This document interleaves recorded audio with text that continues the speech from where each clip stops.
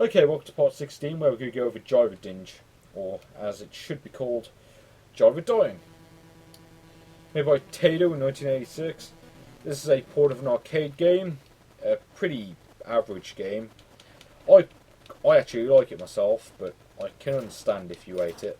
It's, well, it's pretty average. Basically, you shoot your helicopter and you shoot down other helicopters. That's pretty much the whole game. Well, actually, no, you do get to shoot down. You get to shoot down with things like turrets, like here, and you also get a mermaid for no apparent reason. And the mermaid, I think, gives you 10,000 points, which is quite useful if you want an extra life, because you get extra life for 20,000 points. Although the mermaid seems to be at a different place every time, so good luck trying to find it without cheating. And yeah, you can collect those things, those give you so many points. Obviously the bulkier points come from blowing up the helicopters and such. Eventually we get some tanks. And this is actually not a bad game in my opinion. I actually quite enjoy it, to be honest. Although, graphically it's not great. It's probably not one of the better Taito games. Well, that said, they did make Frontline, but yeah. This is a lot better than Frontline, but I wouldn't say it's one of the better games, but it is one I do enjoy. And yeah, I died, so let's move on. It's a pity I can't go for this menu any faster. Like, it goes as fast as it can when I hold the thing down. Mag Max. It's funny how a lot of these games have the copyright in them. It's kind of surprising. So yeah, Mag Max, this is a pretty average shooter. It's not great, but it's not a terrible game. It's a game that does its job. I'll describe it like that. It's a game that does its job and nothing more. It's pretty average. It's, you know, I wouldn't mind playing this. That's assuming you can get somewhere in this game as opposed to just playing through these field areas. Although, if I remember correctly, you do eventually get to a boss and then the environment changes or something like that. And you also get these tunnel sections which play a bit differently. I think this part has harder enemies, but it's more fun that way. Because the overground part, it tends to be pretty easy a lot of the time. So yeah, you can build up your whatever this thing is. Transformer wannabe, that's what I'm guessing. Mind you, this game is a million times better than the Transformers game from earlier. And yes, just go back up. Yeah, and your red thing turns into some sort of laser beam. And great, my legs just got blown off. Not a very well made robot. But yeah, that's enough of that. Let's move on to the next game. Game of 113, I think, is B-Wing or Wing or whatever. It's like Bling if you're Jonathan Ross. But yeah, B-Wings. Let's pick a different weapon this time, man. Let's pick Side Anti-Hammer. I don't know which one. I don't know what these weapons do. Let's just pick Dynex. It sounds cool. Boy, Dinosaur. No, I'm not going to make that reference again, although considering I already did. Too late to the rest time. Okay, well, this doesn't look too bad, or at least it wouldn't if it had decent range. It doesn't have the range. The time is off with the sword. That's how it should be done. Oh, bugger. I'm not a fan of this weapon already. This weapon is a pain to use.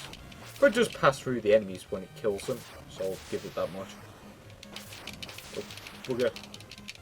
I think I'm going to need a change of weapon. I hate the feeling this one's not great. Also, sometimes it hits stuff and it registers as a miss, which is kind of annoying. Let's pick this thing up. Okay, it's a flamethrower. It's obviously supposed to be a flamethrower. Let's see if I can beat the level this time around. Last time I played this, I sort of died on the boss. Although I'm probably not going to manage it this time, because I had the hammer when I tried doing that. And the hammer's like my best weapon, pretty much. Because it gives me a shield, which is awesome.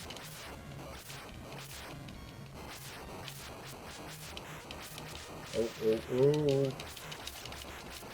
Oh, nope, nope, nope. Not doing so well without my hammer, am I?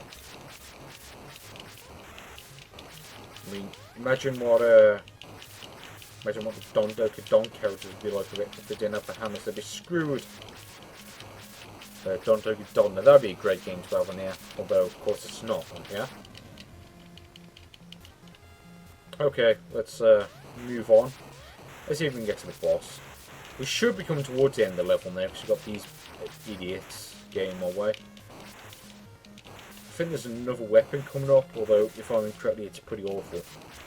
So I'm not going to bother collecting it. Okay, collect the umbrella. Or rather, blow up the umbrella in an attempt to collect it. Actually, do I collect it or not? I couldn't really tell. It doesn't really make much sense. When the music stops and plays the weird noise, that's when the boss appears. I should point out this is by Data East. This is one of their earlier games, as you can probably imagine. Okay, well that's the thing I got rid of earlier. So I'm not going to bother. Okay, now we come up to the boss. Wonderful. And I'm going to get thrashed really badly. And yeah, they fire a hellstorm of missiles at you throughout most of the boss fight. Or at least for the first half a minute or so. They fire like 1.5 million bullets. Well, this boss seems surprisingly easy with a flamethrower. Maybe that's what I was missing all along, a flamethrower. I must say, that takes a lot longer to do with a hammer. So apparently the flamethrower is good for the bosses. I wasn't aware of that, I will admit. Anyway, next game, because I've been spending too long on it, is Pro Wrestling. Okay, well, the score and effect doesn't work. Wonderful. Tag Team Pro Wrestling, wonderful. Yeah, this is just a really awful wrestling game. It's not really a game worth playing. Basically, you just pull off random wrestling attacks, and that's it. I don't get, do you have to press B to do the power-ups? The power-ups?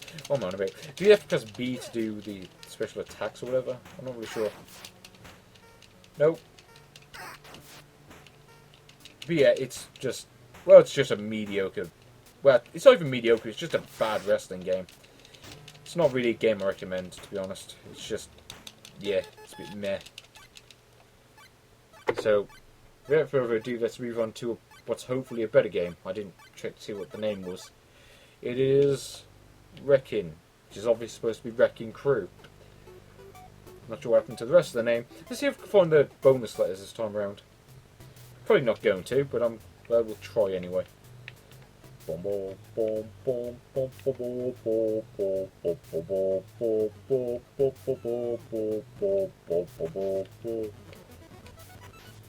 let's try again. Oh, that's right, these ones say 2 hits, don't they? I thought they took 3. Oh well, I found the M. That's good enough for me. Does this give me the A? No, it would seem not. I haven't got a clue what order you're supposed to do them in. Okay, and apparently the enemy can no longer kill me because it's gone to the Outworld or whatever. Well, it's not be Outworld, I mean it's gone M. Nope, I'm not getting killed by that. Okay, let's hit this thing again. And yeah, level complete. That's enough for that. Next game is Spartan. I'm getting really sick of this having to scroll to the menu. But yeah, Spartan X. This is a good game.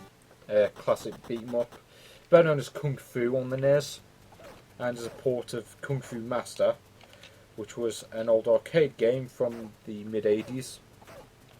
It's an early beat 'em up from before games like Double Dragon and Streets of Rage and Final Fight and such came out. Of course there's no Streets of Rage on this Mortal Kombat because after all that was a Sega exclusive. And of course this is not a Sega console. And yeah, I should also point out this game actually got a sequel called Spartan X2. Only released in Japan, of course. What a surprise. He lied. And this boss should be over pretty soon. I said this boss should... Yeah, Well, he's dead now. And yeah, that's level complete. The other levels, well, a couple of the levels later on, more interesting stuff to dodge, like dragons and butterflies. And I've completed this game numerous times, but I'm not going to bother completing it here because I just can't be bothered to.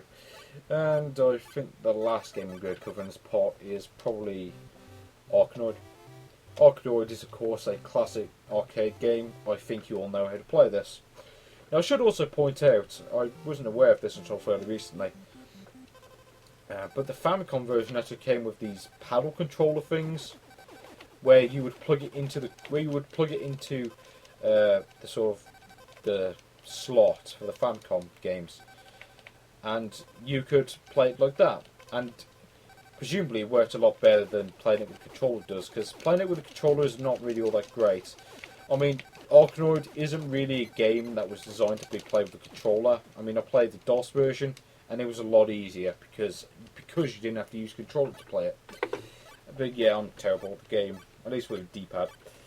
But join me in part, well, I think 17, where we should play Dig Dug 2. See you then.